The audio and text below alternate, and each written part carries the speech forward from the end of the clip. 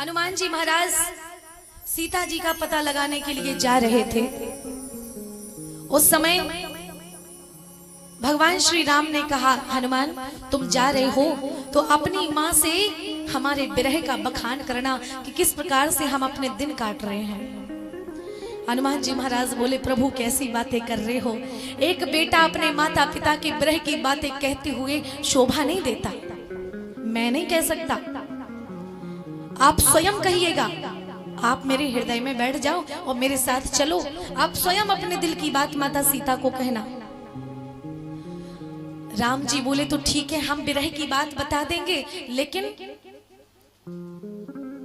बल की बखान तुम करना, क्योंकि बल का बखान करते हुए हम शोभा नहीं देंगे। कोई व्यक्ति अपने मुंह से अपनी बड़ाई करे, क्या वो अच्छा लगेगा? उसको तो मूर्ख कहा जाएगा।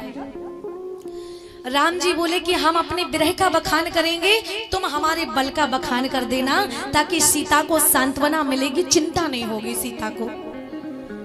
हनुमान जी महाराज बोले ठीक है, और सीता माता के पास में जैसे ही पहुंचे वही बात आई। सीता माता ने कहा, राम हनुमान ये बताओ, क्या जिस प्रकार से मैं दुखी हूं इस प्रकार से तुम्हारे प्रभु राम जी दुखी हैं? हनुमान जी महाराज की तो समाधि लग गई। जो हृदय में बिठा करके हनुमान राम जी को लाए थे, आज राम जी और सीता जी के बीच में संवाद होने लगा। और राम जी सरकार सीता जी से कहने लगे, प्रिया प्रियतमा तुम कैसी बात कर रही हो? याद तो तुम्हें हम तब करेंगे ना जब मन हमारे पास होगा। जिस दिन तुम आई मन तो तुम्हारे साथ ही चला आया, तो कैसे मैं तुम्हें याद करूंगा। तत्व प्रेम कर मम अरु तोरा, जानत प्रिया एक मन मोरा। तत्व प्रेम कर मम अरु तोरा, जानत प्रिया एक मन मोरा। सो मन सदा रहत तो ही पाई, सो मन सदा जानू प्रीति रस इतने ही माय। प्रिया एक मन है वो भी तुम्हारे साथ चला आया, तो मैं तुम्हें कैसे याद करूंगा। विरह की बात भगवान राम ने बता दी। अब बारी आई महाराज बल बखान करने की। तो श्री हनुमान जी महाराज से सीता जी कहने लगी, हनुमान तुम्हारे प्रभु तो मुझे भूल ही गए, तुम्हारे प्रभु मुझे भूल गए। राम जी हनुमान जी महाराज बोले, माँ आपको ऐसा क्यों लग रहा है कि प्रभु आपको भूल गए?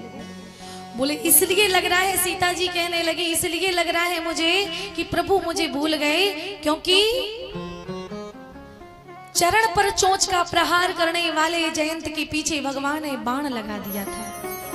कब? जिस समय भगवान श्री राम मुझे सजा रहे थे।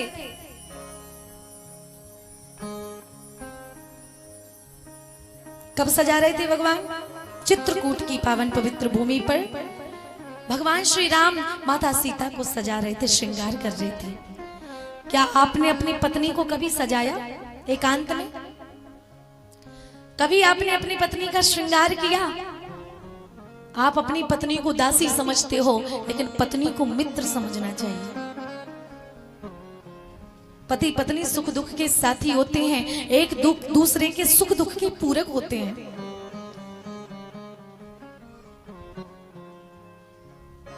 क्रोध करो, लेकिन पत्नी के साथ में महाराज प्रेम से रहना चाहिए, मित्रता पूर्वक रहना चाहिए। ये भगवान श्री राम की ये लीला बता रही है। एकांत में बैठ करके राम जी सरकार सीता जी के केशों को संवार रहे हैं, सुंदर सजा रहे हैं पुष्पों से, कलियों से।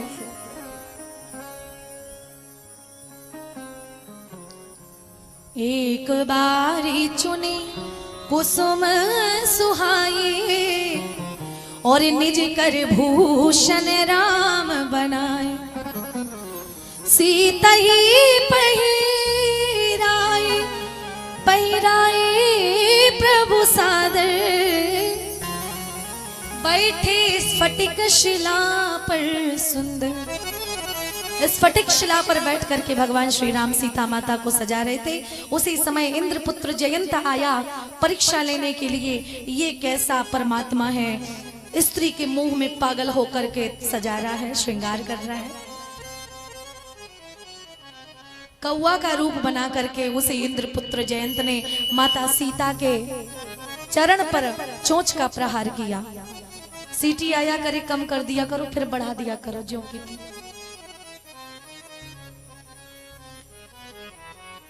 महाराज आज चोंच का प्रहार चरण पर किया जैसे ही, माता सीता ने तो नहीं बताया राम जी को।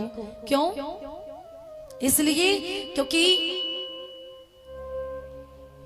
ये मेरे पुत्र के समान है और कोई भी माँ ये नहीं चाहती है कि उसके बेटे को दंड मिले, उसके बेटे पर कोई संकट आए, कोई माँ नहीं चाहती। इसलिए माँ सीता कह नहीं रही थी कि ये देखो मेरे चोंच पर प्रहार कर रहा है, लेकिन भगवान श्री राम इतना प्रेम करते थे माता सीता से कि उनके सुख दुख की अनुभव अपने आप हो जाता था। और एक पत्नी को अपने मुख से दुखड़ा सुनाना पड़े तो क्या फायदा। पति पत्नी के बीच में तो इतना प्रेम होना चाहिए कि झूठी मुस्कुराहट के पीछे का कारण भी पता चल जाना चाहिए। और महाराज किस वजह से पत्नी उदास है, निराश है, ये भी अपने आप पता चल जाना चाहिए। वो होता है पति पत्नी का निस्वार्थ प्रेम।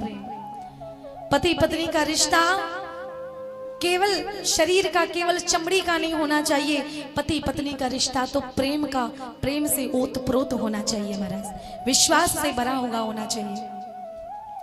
कोई भी संकट आए तो सबसे पहले पति आगे जाकर के खड़े हो जाए, और कोई भी संकट आए तो पत्नी उसे अपने ऊपर ले ले महाराज। वो होता है रिश्ता पति पत्नी का। आज भगवान श्री राम समझ गए कि मेरी पत्नी संकट में है, दुख में है। माँ सीता ने बताया नहीं, अपने आप समझ गए। और जैसे ही झांक करके देखा तो माता सीता के पैरों से रक्त की धारा वही चली जा रही है। बार बार चोंच का प्रहार कर रहा है माता सीता के चरण पर वो कौआ।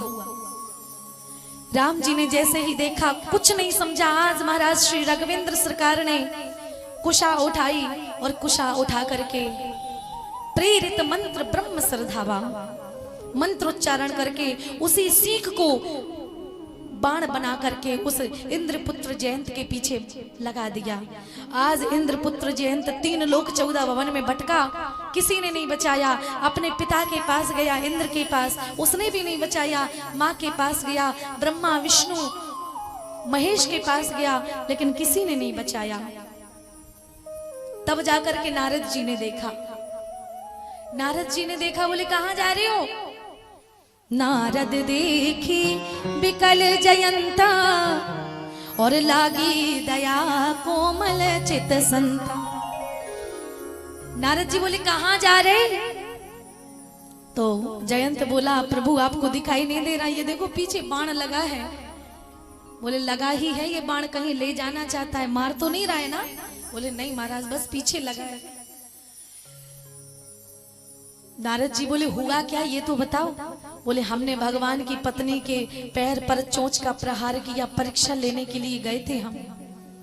महाराज जैसे इतना कहा, नारद जी बोले कोई बड़ी बात थोड़ी है। अरे जितनी बड़ी गलती हमसे हुई थी उससे तो तुम्हारी गलती तो उससे छोटी ही है। बोले तुमने क्या किया था? नारद जी बोले कि तुमने तो केवल उनकी पत्नी के चरण पर चोंच का प्रहार किया, लेकिन मैंने तो उनकी पत्नी को अपना बनाना चाहा था, है? उनकी पत्नी को। लेकिन महाराज वो इतने कृपालु हैं कि वो दया कर देते हैं, वो क्षमा कर देते हैं। मैंने श्राप तक दे दिया लेकिन प्रभु ने कुछ नहीं कहा।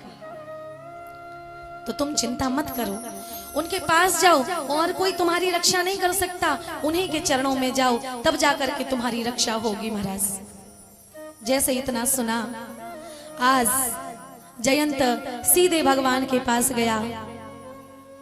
भगवान ने उसी बाण के द्वारा जयंत का एक नेत्र फोड़ दिया, कौए का एक नेत्र फोड़ दिया। आज दिन तक कौआ को 2 आंखों से दिखाई नहीं देता। आज दिन तक कौआ को केवल एक ही आंख से दिखाई देता है। कौआ सुबह सुबह दिख जाए तो उसके दर्शन शुभ नहीं माने जाते हमारे यहाँ से, क्योंकि कौआ काना होता है, केवल एक आंख से दिखाई देता है उसे।